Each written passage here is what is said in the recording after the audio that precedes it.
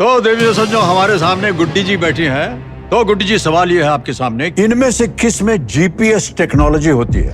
ए typewriter, B television, सी satellite या D 2000 रुपए का नोट? 2000 रुपए के हर एक नोट पर NGC यानी नैनो जीपीएस चिप लगा हुआ होगा। सर डी 2000 रुपए का नोट।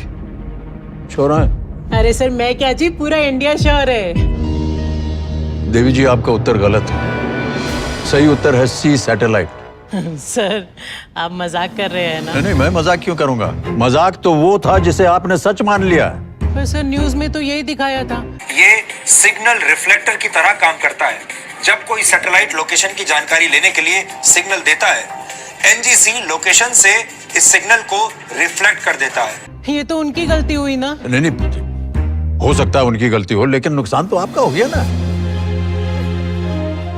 तो देखा आपने देवियों सज्जनों, ज्ञान जहां से भी मिले बटोर लीजिए और पहले जरा टटोल लीजिए। अरे कहना क्या चाहते हो? देखा आपने लापरवाही का नतीजा है। मेरा मुंह से निकल गई, मेरी जबान टूट गई यार, मेरे धोखे से निकल गई आज। फेक न्यूज पर अब तक का सबसे बड़ा रिसर्च हुआ है और इस रिसर्च में यह पता चला है कि ओम जिमाम बिंग बिंग बो तुम सस्ते न से तार चिपक गई छाती से। अब हम अफवाहों के जरिए दंगा फैलाने वालों के बाद पत्रकारिता के उन गिद्धों की बात करेंगे जो फेक न्यूज के जरिए न सिर्फ देश का माहौल खराब करते हैं बल्कि लोगों की भावनाओं को भी ठेस पहुंचाते हैं। देखेगा, घबराना नहीं, देख साला अभी तुम देख यार। कि भारतीय रेल जब अपनी वैकेंसी निकाल रही है, पोस्ट निकाल रही है, ये नौकरियां खैरात में नहीं दी जा रही हैं। पूरी तस्वीर देखते हैं जब आप, तो आपको ऐसा लगता है जैसे ये नौकरियां खैरात में बांटी जा रही हैं, भीख की तरह बांटी जा रही हैं। छात्र जो है वो एक भिखारी की तरह अपना कटोरा लेकर, अपना हाथ फैलाकर सरकार के सामने खड़ा है। क्या बोला तूने? वो एक भिखारी की तरह अपना कटोरा लेकर, अपना हाथ फैलाकर सरकार के सामने खड़ा है और सरकार या यहां इस केस में भारतीय रेल जो है वो एक भीख की तरह, खैरात की तरह ये नौकरियां बांट रही हैं। अगर आपको मिल गई तो आपकी किस्मत अच्छी है और अगर आपको नहीं मिली तो आप कोई शिकायत नहीं कर सकते। मालूम है।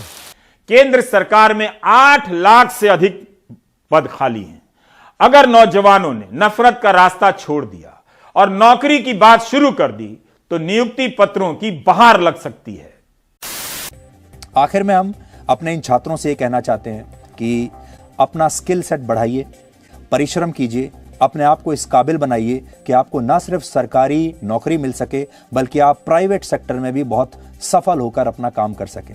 अगर आप अपने परिवार के लिए कुछ करना चाहते हैं, अपने समाज के लिए, अपने लिए कुछ करना चाहते हैं तो सिर्फ कुछ मुट्ठी भर सरकारी नौकरियों पर आश्रित होना बंद कर दीजिए। और कुल मिलाकर बात यह है, किसी ने पकोड़े की दुकान की और शाम को वो 200 रुपया कमा करके घर गया। इसको आप रोजगार मानेंगे कि नहीं मानेंगे? जी।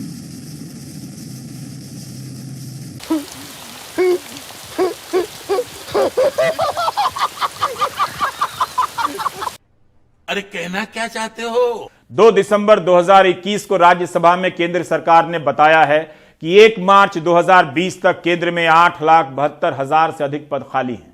तय कर लीजिए, नौकरी चाहिए या नफरत, और आप ब्रेक ले लीजिए।